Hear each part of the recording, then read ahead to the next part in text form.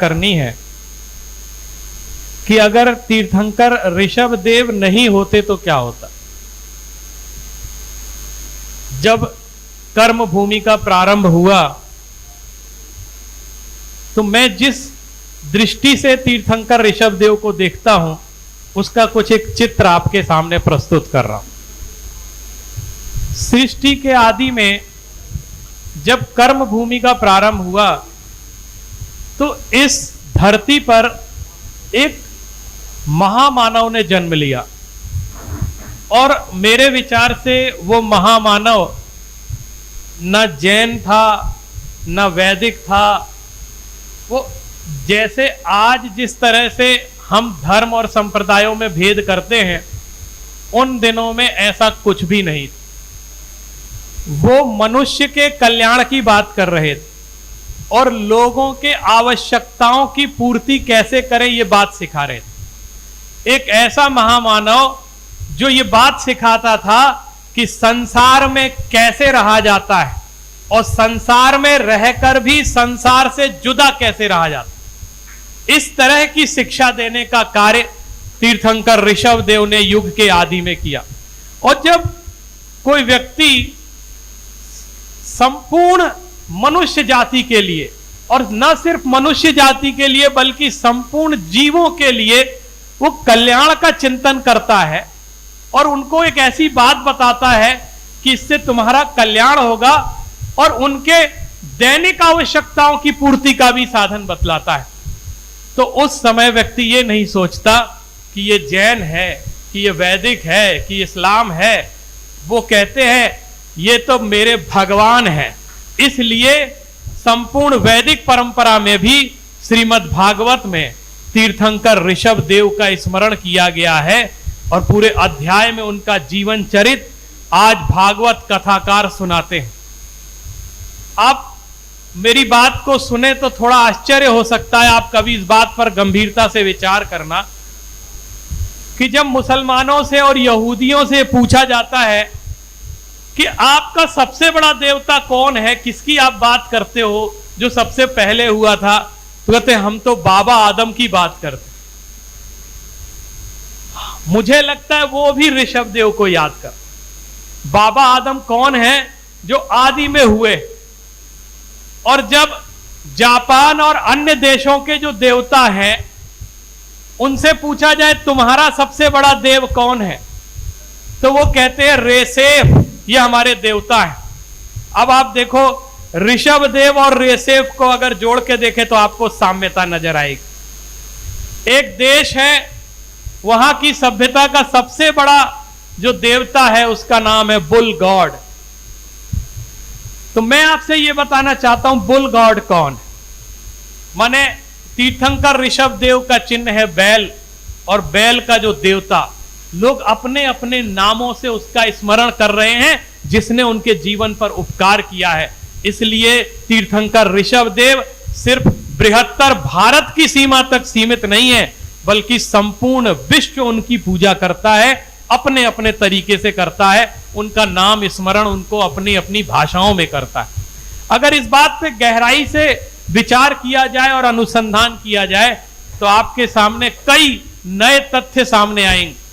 अनेक अनुसंधान ऐसे हुए हैं जिसमें यह लगता है कि तीर्थंकर ऋषभ देव और भगवान शिव शंकर उनकी बहुत कुछ साम्यताएं दिखलाई देती। ये सब गंभीरता से विचार करने योग्य है कि तीर्थंकर ऋषभ देव में ऐसा क्या था कि हर व्यक्ति उनका अनुसरण करता था। आप सभी ने कोरोना का काल देखा है और कोरोना के काल में जब लोग बीमार पड़े थे और उनके घर पर कोई सहायता की सामग्री पहुंचाता था और उनके कल्याण के लिए उनकी सहायता करता था, तो लोग ये नहीं कहते थे तुम किस जाति के हो, किस धर्म के हो। वो कहते थे मेरे लिए तुम ही भगवान हो क्योंकि तुम मेरा कल्याण करने आए हो। तीर्थंकर ऋषभ देव का व्यक्तित्व कुछ इसी तरह। लोग खेती करना नहीं जानते, अन्न कहां से आएगा, उन्होंने खेती करना सिखा दिया। लोग लिखना पढ़ना नहीं जानते थे, उन्होंने अंक विद्या लिपि विद्या का प्रवर्तन कर दिया। षट कर्म की शिक्षा सिखलाई। तो ऐसा महामानव जो क्रियाएं भी सिखा रहा था और जो दार्शनिक भी था, उन्होंने इस जीवन में कैसे जिया जाता है यह भी सिखा दिया, और इस जीवन से ऊपर कैसे उठा जाता है, मुक्ति का मार्ग कैसे किया जाता है, इस संसार का त्याग कैसे किया जाता है, इस चीज की भी शिक्षा उन्होंने दी। उनके यदि सिद्धांतों पर आज भारत चल रहा होता तो भारत में जो कई विसंगतियां पैदा हो रही हैं वो होती नहीं। वो कहते थे कृषि करो ऋषि बनो। कृषि और ऋषि प्रधान हमारी संस्कृति थी। ये सबसे बड़ी देन हमारे तीर्थंकर ऋषभ देव की थी। समाज को उन्होंने क्या योगदान दिया, यदि इसकी हम लिस्ट तैयार करें तो बहुत लंबी लिस्ट तैयार हो जाएगी। स्त्री शिक्षा की वकालत की। लोग आज कहते हैं हम बालिकाओं, लड़की पढ़ाओ, बेटी पढ़ाओ, देश आगे बढ़ाओ। वो अपने समय में किस जमाने में उन्होंने स्त्री शिक्षा की वकालत की थी। अपनी दोनों पुत्रियों को उन्होंने अंक विद्या और लिपि विद्या सिखलाई। और आज 21 जून को विश्व योग दिवस मनाया जाता है।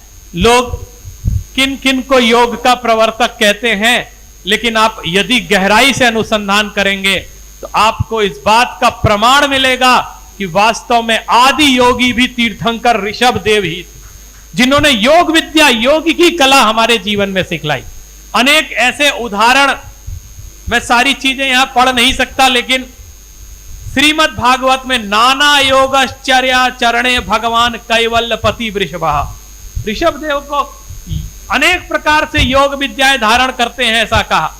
और भगवान ऋषभ देवो योगेश्वर श्रीमद् भागवत में कहा।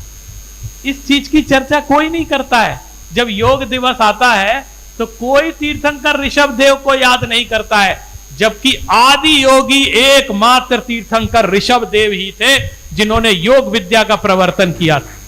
तो मैं ये चाहता हूं, जैसा पूज्य माता श्री चाहती हैं, कि हम उन चीजों को हाईलाइट करें। जब योग दिवस आए तो हम इस बात का शोर मचाएं पूरे देश में कि आदि योगी ऋषभ देव थे और उन्होंने योग विद्या हमको सिखलाई थी। तब विश्व हमारी बात सुनेगा, क्योंकि विश्व इस समय योग की बात सुन रहा है। और आदि योगी कौन? एक द योगा करके आप YouTube पे फिल्म देखिएगा, बहुत अच्छी फिल्म एक कोठारी करके उन्होंने बनाई, और उन्होंने पूरी रिसर्च करके ये बात बताई है कि तीर्थंकर ऋषभ देव और जैन योग ही मुख्य धारा का योग रहा है। बाद में बहुत सारे योग की परंपराएं विकसित होती रही, और कभी कभी ऐसा होता है कोई परंपरा अधिक विकसित हो जाती है। इसका अर्थ ये नहीं है कि हम मूल परंपरा का विस्मरण करें।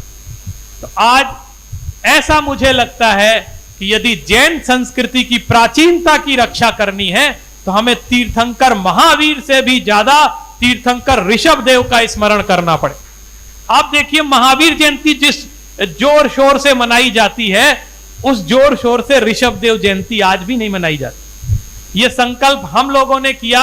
हम विश्वविद्यालय में महावीर जयंती भी मनाते हैं, लेकिन उसके पहले जो नवमी आती है तो हम तीर्थंकर ऋषभ देव की जयंती पूरे विश्वविद्यालय परिवार के साथ मनाते हैं। और अनेक ब्राह्मण विद्वान भी आकर के तीर्थंकर ऋषभ देव की महिमा गाते हैं। पूरे विश्वविद्यालय को यह पता लगता है कि तीर्थंकर ऋषभ देव कौन। तो हमें इस तरह के प्रयास निरंतर जारी रखना चाहिए, क्योंकि तीर्थंकर ऋषभ देव से हमारी प्राचीनता जुड़ी है, और उस प्राचीनता को हम कभी खंडित ना होने दें और उनका हमेशा स्मरण करें। और तीर्थंकर ऋषभ देव जयंती भी उसी जोश खरोश के साथ हमारे देश में मनाई जाए। इसी भावना के साथ मैं अपनी वाणी को विराम करता हूं। बोलिए तीर्थंकर आदिनाथ भगवान।